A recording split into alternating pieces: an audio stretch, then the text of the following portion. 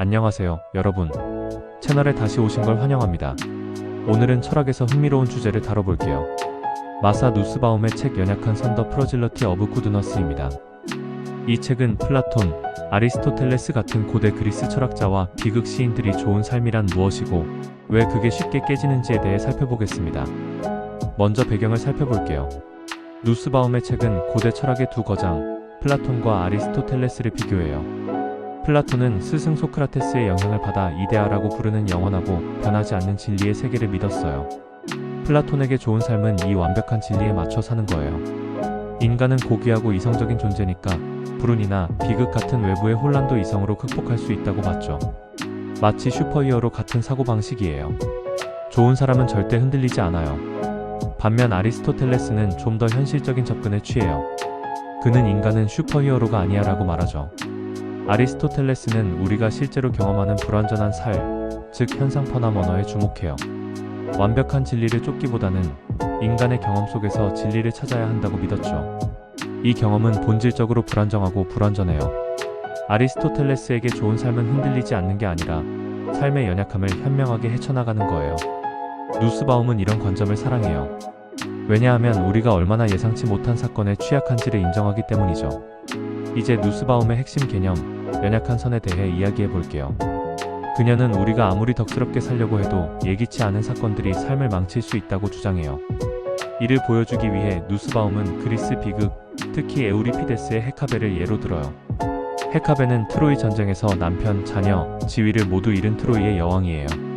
그녀는 슬픔에 빠져 복수심에 사로잡히고 결국 동물적인 충동에 휘말려 상징적으로 개 같은 존재로 전락하죠. 누스바움은 헤카베의 이야기를 통해 우리의 행복과 덕이 얼마나 연약한지를 보여줘요. 우리의 좋은 삶은 친구, 자원, 사회적 신뢰 같은 외부 요인에 의존하거든요. 이게 무너지면 좋은 삶도 무너질 수 있어요.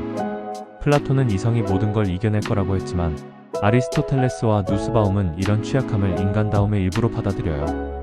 아리스토텔레스는 좋은 즉 유다이모니아 UDAIMONIA를 내적 덕분 아니라 외부의 좋은 것들을 들어 재산이나 관계에 의존한다고 봤어요. 이제 아리스토텔레스의 현상 개념을 좀 더 깊이 들여다볼게요. 플라톤은 현상을 완벽한 진리의 그림자 정도로 봤지만 아리스토텔레스는 현상을 철학의 출발점으로 삼았어요. 그는 동물의 행동부터 인간의 윤리까지 관찰하며 진리는 불완전한 세상의 경험 속에 있다고 믿었죠. 예를 들어 아리스토텔레스는 아크라시아 AKRASIA, 즉 의지의 약함을 이야기해요. 우리가 옳은 걸 알면서도 감정이나 욕망 때문에 잘못된 행동을 하는 경우죠. 플라톤은 이런 일이 있을 리 없다고 했지만 아리스토텔레스는 그게 인간의 본성이라고 봤어요.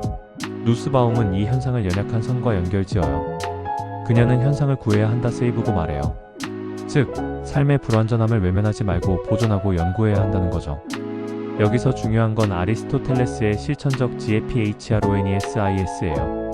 이건 딱딱한 규칙을 따르는 게 아니라 상황에 맞게 유연하게 판단하는 능력이에요. 고대 건축가들이 곡선을 재기 위해 썼던 유연한 자레드 룰러 같은 거라고 생각하면 돼요. 누스바움은 이 접근이 삶의 복잡함을 받아들이고 그 안에서 의미를 찾는 데 도움을 준다고 해요.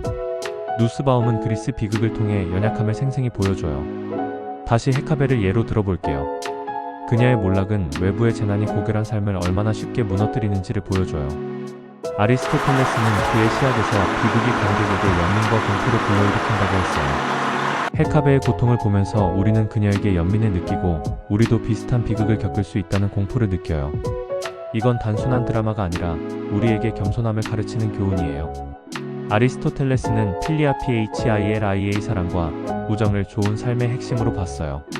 우리는 폴리스 공동체 안에서 신뢰와 가치를 공유하며 살아가는 정치적 동물이죠. 하지만 헤카베의 공동체가 무너졌듯이 신뢰도 깨질 수 있어요. 누스바움은 그래서 우리가 서로 의지하고 취약함을 인정하며 강한 관계를 만들어가야 한다고 강조해요.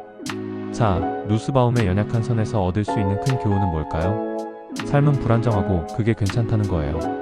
플라톤은 혼란을 초월하라고 했지만 아리스토텔레스와 누스바움은 그 안에서 살아가라고 말해요.